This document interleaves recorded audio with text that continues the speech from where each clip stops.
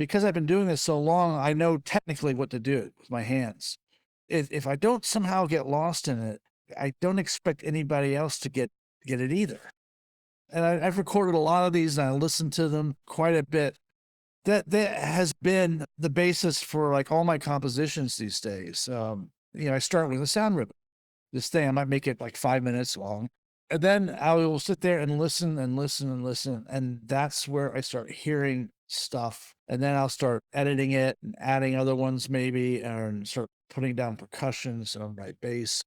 That's been the way I got to working these days. That might change next year, but it's been something I feel has been pretty fruitful artistically for me. There's one piece on the record, the piece Mars on a Half Moon Rising, where I recorded the frogs.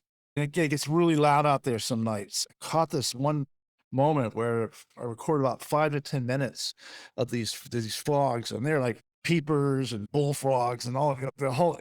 And I sat there and listened to it constantly. And this is a symphony. To me, it sounds so composed. There was counterpoint.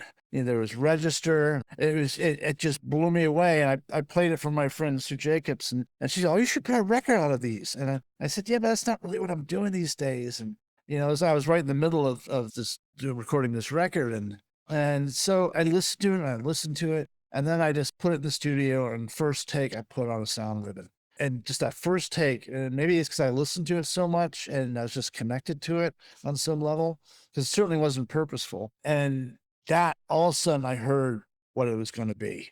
I was like, this is it, and then I sat down with the guitar and fooled around with this melody that just grabbed me, that fit perfectly in this. And there was all sort of sentimental feelings about Mars's death. He was a very close friend. And so it's homage to him. His name's in the title. It's nothing I think he would ever play, but it was totally heartfelt. It's my pouring my love out to this guy who taught me so much and was so great. However, in that song Branch, that's for Jamie Branch, who is also working with Mars and I on the Albert Eiler Christmas shows.